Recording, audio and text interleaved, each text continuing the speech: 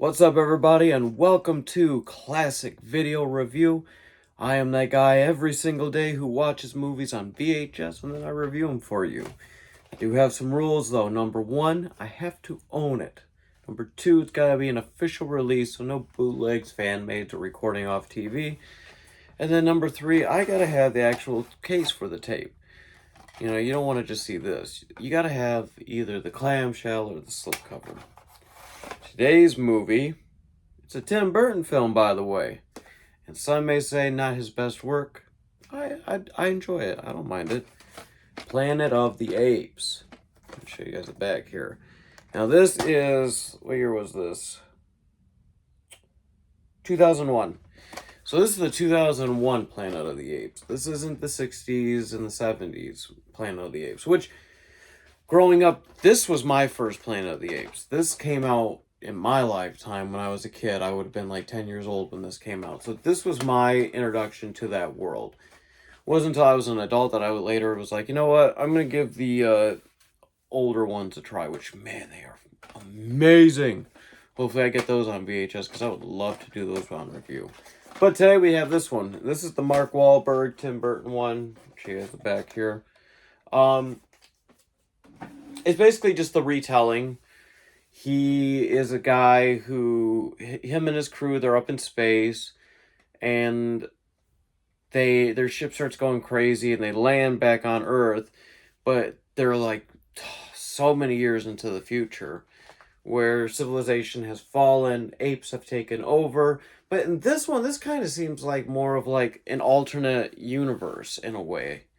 And the reason I say this is because at the end, they end up, he ends up going back in his ship, does that loop around thing, comes back into the past, but it's still run by apes. But it's normal civilization. So it doesn't, I don't know.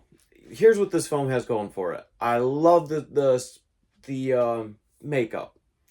I think anytime you can do practical effects and makeup over CGI, go for it, do it. It's always going to look better. It gives you, your eye can tell when something's CGI for the most part. So it kind of takes you out of it. But when you see something that looks real, that's where it's good. And this was really large scale. Can you imagine if the 1960s version had this budget? Oh. That's the thing about the Planet of the Apes movies. Like, what would I say? Like 4 and 5 is when they like only focused on the good, like makeup, and then the rest was like these cheap, obvious rubber mask. So yeah, Mark Wahlberg, he's there. Everybody, all humans don't speak. They don't know how to talk. He's the only one, so it shocks the apes. Basically, the roles are now reversed. Except for humans are like, they're not like treated like pets. I mean, some are, but for the most part, no. Charlton Heston, who starred in the first two, kind of the second, he plays an old Caesar in this film, like the great grandson or whatever of the original Caesar. But he plays him. It's a small role, but he's pretty old at that point. But it was cool that they were able to get him to come back, considering he starred in one and number two. Like I said, he kind of I wouldn't say he stars in it. He's more towards the end where things kind of get like, what the heck is this? Gosh, I wish I had the other ones. I would love to do those reviews because I love. Okay, so if you've seen Planet of the Apes, you basically know what this is. This is just updated with a Tim Burton spin. Okay, I'm gonna go in order of like my favorites. So number one is my favorite, the original 70s or 60s, like late 60s. That's my favorite. I do like the second one. It's just halfway is when it gets weird, right? I don't want to spoil it or talk too much about it. Number three is my second least favorite. A lot of people love that one. That's their favorite. I just didn't care for it. Number four, least favorite. That's so, oh God, it's so obvious the math. Like they just gave up on that one.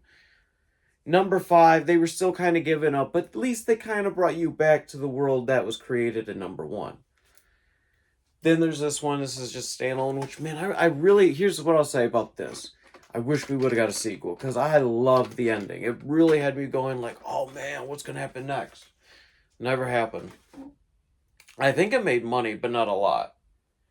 And then we have now the new ones. What was it? Rise of Planet of the Apes. Mm. But then again, it was all CGI, and it was just, I don't know. Gosh, I can't even really remember. Then there's like what, four other ones, three other ones. They're okay. They all start to blend. I'm sure a lot of people love the new ones. I've seen them all. I even watched the newest one. Was it Kingdom of the Planet of the Apes? It's all right. I will say I think it's, yeah, they're okay. Let's put it that way. But nothing beats the original. Tim Burton's try on it was decent. It's a Fox movie, so you can find it on Hulu.